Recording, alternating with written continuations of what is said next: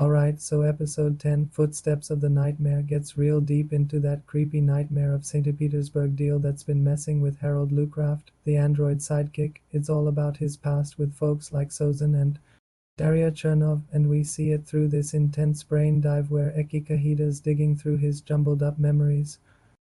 Saws between Kuzala trotting her in Harold, who's basically a super smart robot, and clashes are super fun to watch. Gino Studio kills it. Visuals, those burn.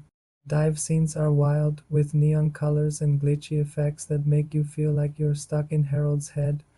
The music's dope too, with creepy synths and heavy beats that ramp up the tension. But here's the thing, the anime skipped the first novel, so if you haven't read it, you're kinda lost on what this nightmare is all about. The pacing's a bit wonky, rushing through big emotional moments like Harold's guilt over Sozin that could have hit way harder with more time. Also, they toss in characters like Daria without enough backstory, leaving you wondering who they even are.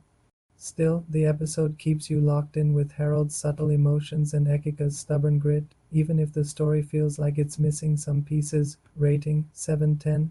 Over in the beginning after the end, The King Defies is all about Arthur. Lewin stepping up big time, showing he's not the cold, distant King Grey he was in his past life.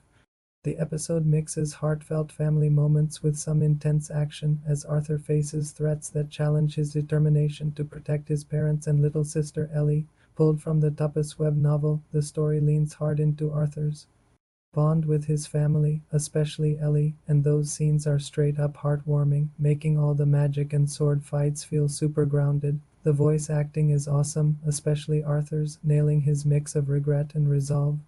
But man, Studio Cat's animation is still the weak link. Characters look off sometimes, the fights feel clunky, and the backgrounds are just plain boring. Compared to your Forma's slick visuals, it's a real bummer. The pacing's a bit rushed too, trying to pack a ton of the web novel into one episode, so some parts like the build-up to Arthur's big stand feel a little cramped.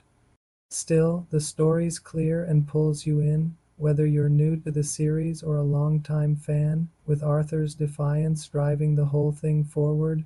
Rating 8/10. Both episodes do a great job keeping their stories engaging, with strong characters and big themes. Your Forma's Footsteps of the Nightmare is awesome with its trippy mystery and killer visuals, but it can feel like you're piecing together a puzzle without all the bits if you haven't read the novels. The beginning after the ends. The King Defies nails the emotional stuff, making Arthur's journey hit hard, and it's easy to follow whether you're new or a fan.